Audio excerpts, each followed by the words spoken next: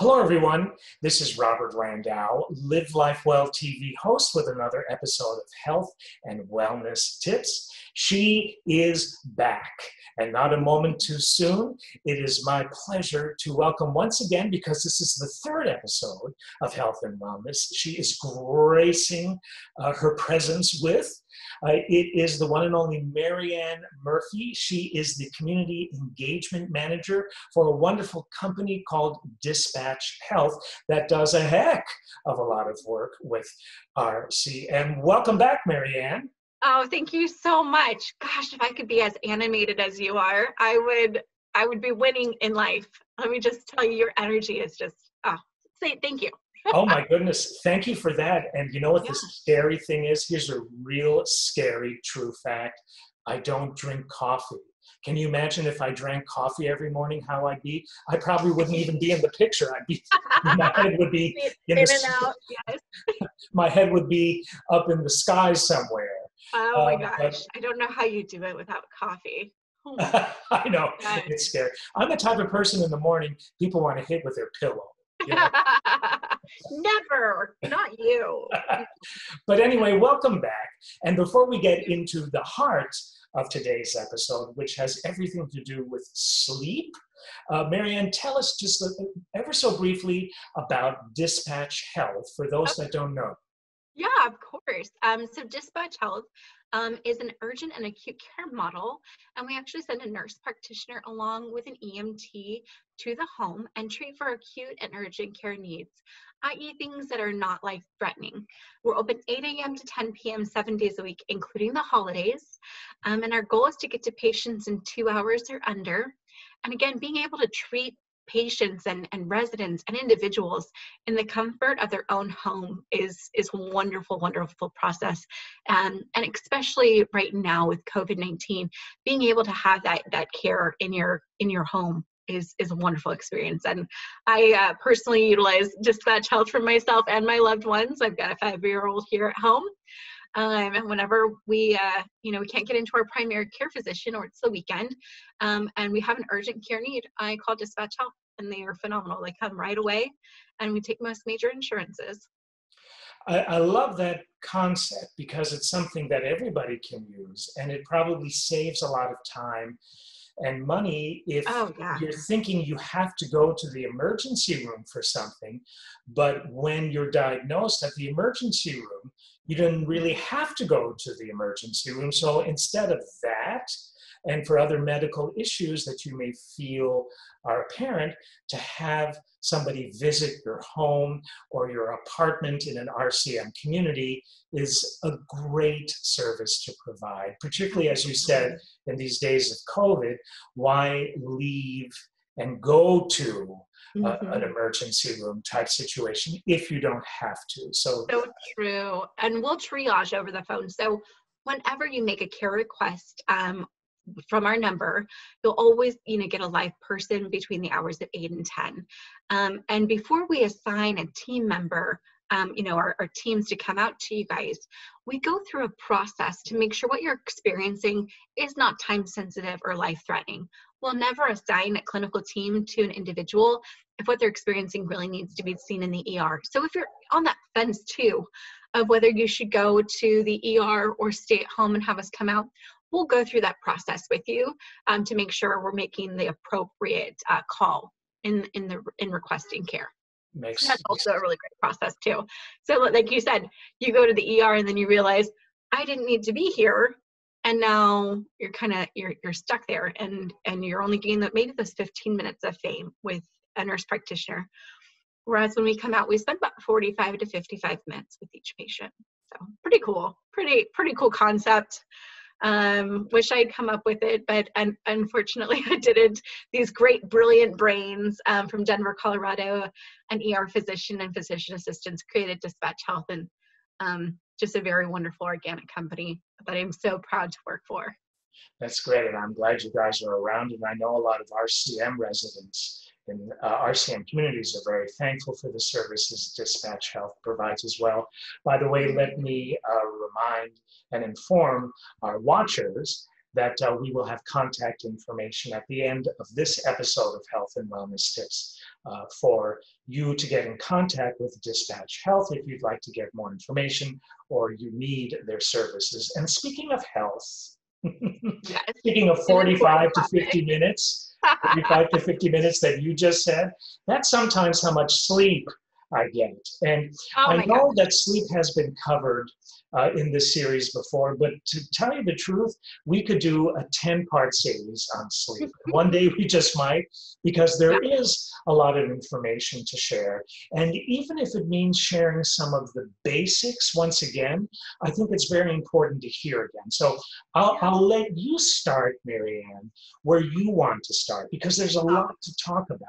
You know, what to do when you can't sleep, how many hours of sleep is good sleep, so on and so forth. So you begin where you'd like to with this all important topic.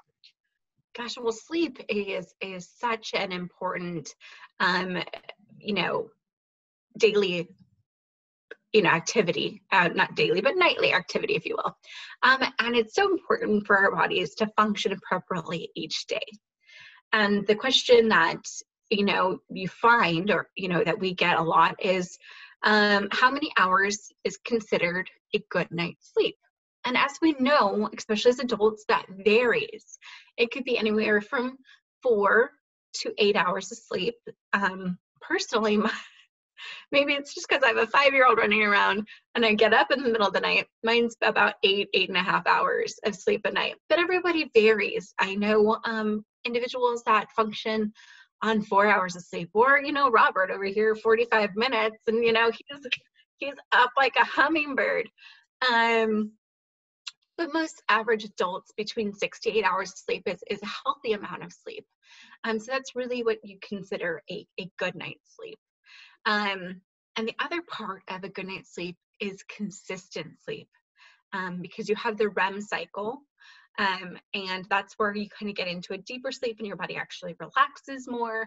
And that's really what's going to give your body the momentum to move forward for the next day. And also, if you're feeling under weather, it also gives your body the chance to heal a little more when you're in that cycle. So consistent sleep on top of a good night's sleep and amount of hours is really important. As we get older, or have kids, we tend to have to get up in the middle of the night and use the restroom. Totally normal. When I mention consistent sleep, is if you are waking up repeatedly multiple times throughout the night. If you have to use the restroom, you know, 4 to 5 times a night, that's not going to allow consistent sleep. You're not going to feel well rested the next day. And in those instances, it's recommended to maybe talk to your primary care physician about consistent sleep. Sometimes it's important to get a sleep study done. Make sure, you know, you don't have sleep apnea. Make sure that if you're not breathing appropriately at night, which can impact sleep, that you are getting this addressed by your primary care physician. So, you know, perhaps a sleep study, it would be beneficial. Each individual is very, very different, but I think it's not just about the hours of sleep, but the consistency in your sleep. Again, once or twice, 3 times, even in the, you know, going to the restroom is pretty normal, you know, as we age, but it's about that consistent sleep and getting to that REM cycle. For me and most individuals, not Robert, but caffeine. I love coffee just like the next person. Robert doesn't need any coffee to be as jovial and energetic as all of us. But limiting your caffeine after 2 o'clock is really, really helpful when it comes to being able to kind of get prepared to go into the evening. There are, you know, exceptions to the rule. There are some people that can have coffee all the way up to 5 to 6 o'clock at night. I am not one of those individuals. I have my 1 cup of coffee in the morning if I have that, and then I'm kind of set for the day. Caffeine does not just mean coffee though, guys, unfortunately. Caffeine can also be soda, diet soda, tea. So it is important that you read those labels on tea to make sure that it doesn't have any caffeine. You know, we want to kind of stray away from that caffeine as the day progresses and gets later. That way you kind of prepare yourself and your metabolism, your body, to become a little more well-rested. I know that's a lot to take in quite quickly. Robert, I see the wheels in your brain turning. What are you thinking? I was thinking that, number one, first of all, I don't want anybody to think I only get 45 minutes of sleep. But there are times when all I will get is 4 or 5 hours of sleep consecutively. I am energetic, right? Obviously. So I think as far as I can feel, I'm okay with that amount of sleep. I know I should get more and I need to work on that. But what I was thinking of is how many food stuffs and drinks actually have caffeine in them. When I had sugar, I'm off sugar for many years, but I used to love coffee ice cream. So what happens if, and I would assume there's caffeine in coffee ice cream, but anything after 2 p.m. that is not coffee, that might have caffeine in it, is probably not a great thing to have, right? Absolutely. And diet plays a big part of your sleeping pattern too. So if you have GI issues, so if you are gluten sensitive or intolerant, if you're lactose intolerant, if you are sensitive to sugar, having any of those things, the closer you get to bed, is going to make a pretty uncomfortable night's sleep. So you're so right on top of that too. It's not just coffee and diet sodas and soda and tea, but also anything that you eat that might, make you a little more uncomfortable as you get closer to being, to your sleeping time. Or to your bedtime. It sounds so weird to say that as an adult, when you get closer to your bedtime. But as you get closer to your bedtime, it's important to be mindful of what you're putting in your mouth, because again, your stomach is going to wake you up in the middle of the night if it doesn't feel good. And again, that's going to interrupt that consistent sleep and your sleeping pattern. So if you're having ice cream too late, just like when you're a child, they say you're bouncing off the walls. It's going to, have that almost that same effect as an adult. Yes, we metabolize sugar better, but again, it might make you toss and turn a little more at night. And also, again, if you have any sensitivities towards food, I recommend not eating those closer to your bedtime to, again, make sure that you are getting a good night's sleep, because it will wake you up in the middle of the night. So I love that you brought that up. I've got bullet points that we're talking about here, and I didn't even think about other stuff that has caffeine in it, such as coffee ice cream. I'm pretty positive that has it in there. That's my husband, who doesn't drink coffee, also loves coffee ice cream. Weirdest thing. Weirdest thing in the world. But coffee ice cream isn't as strong as some coffees are. But caffeine is also in soda. It's in a lot of non-alcoholic drinks. And you brought up something, you're bringing up a lot of very important facts, but something that I've adhered to for many years is that, and it's based on research that I've just done for me, myself, and I don't eat anything after 8 p.m. and sometimes 7 p.m. because I've also heard that the later you eat, even if you're just munching on cookies or whatever the story might be, or snacking on something out of the refrigerator, or a piece of fruit after 8 p.m., preferably 7 p.m., then that too can interfere with the sleep state, because the food is in the process of digesting while you're sleeping. So you had mentioned that your tummy, I love that term, your tummy wakes you up. And it's true. It's like, excuse me, why did you go to sleep? I'm trying to digest this food you gave me. Exactly. Yeah, no, it's so true. I definitely think that it's important to cut off eating and drinking anything, minus maybe a sleepy time tea, an hour and a half to 2 hours before you go to bed. I think that's an important process to getting a good night's sleep. It's absolutely, because your tummy is saying like, what are you doing? And then also, again, you have to get up and use the restroom, and it plays an important role. So diet, caffeine, all of this good stuff happens to fall into how your sleep affects your daily life. The other thing is, some people are, what's your stance on natural supplements to aid sleep?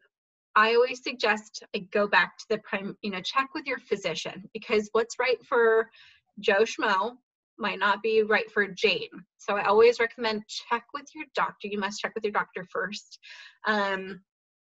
before taking anything over the counter, because if you are on certain medications, that can impact, even a natural supplement over the counter can impact your health. If you metabolize medication differently, that can impact it too. But if you're having a difficult time sleeping, it's always best to ask your physician before you start any new supplements or, medications, even if it's over the counter. So I always recommend ask your physician, because you might not need a natural remedy or supplement. You might need a sleep study. You might need a breathing machine at night. There could be so many different variables to why you're not getting appropriate amount of sleep every night, that it is important before you start anything to check with your doctor. I love that. And I was not aware that there is something called a sleep test. Is that what you had termed it? A sleep study. Mm-hmm. Sleep study. I think that's brilliant, because if you happen to be having sleep issues, requesting a sleep study from your physician is something very good, because it will most likely diagnose what the issues might be. And then you can get a good night's sleep. But good night's sleep should be the goal of each and every one of us, because it is, as you say, Maryanne, so totally linked to our continued health and well-being. So before we close, are there some other things that we can do to help us sleep better? Are there other remedies, other things that really have a proven track record of success? Yes. I am guilty, and I'm sure many of you guys are guilty of this guy right here. And just swiping through it at night, because you're thinking, I'm just going to read this next article because that article will put me to bed. I'm guilty of it, guys, totally guilty of it. But however, I will tell you, this bad boy has something called blue lighting, and that actually will cause you to stay awake longer. So despite that next article, or liking someone's status on Facebook, if you guys are on Facebook, put this down.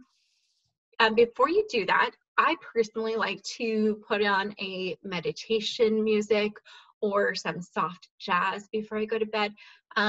Some people like, what's the word I'm trying to, it's eluding me right now.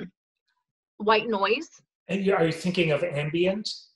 Yes, well, just any white noise music too. Some people, the sound of rain falling, or even a fan. If you're from New York or the East Coast, New Jersey, where you have if that old window fan that was in there, some people really fall asleep to that.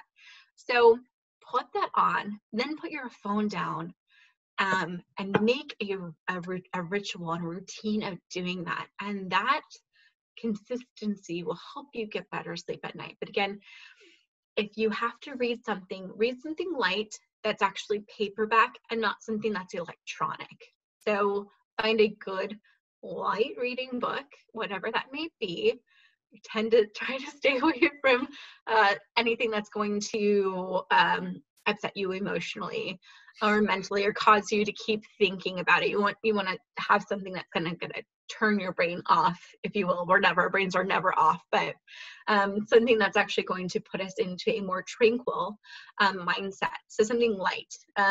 If you're into romance, books, or Crazy Rich Asians is apparently a really good book to to read to go to sleep, or even Robert Frost, poetry. Something that is going to put you into a more tranquil state of mind that's actually paperback and not electronic, and some quiet music, if that's your jam, if that's your tea, if you will, and maybe even a cup of decaffeinated tea, some sleepy time tea, to put you, closer to bed. Those are my recommendations that anybody can do. That doesn't require going to your physician. That may actually just help you, if you're not quite getting that right amount of sleep, that might just push you into that right direction. So again, I always say, give it a go. And if you're still having that inconsistent sleep, make sure you reach out to your physician and double check, and they can give you a couple recommendations that are tailored specifically to you. I love that. I love that.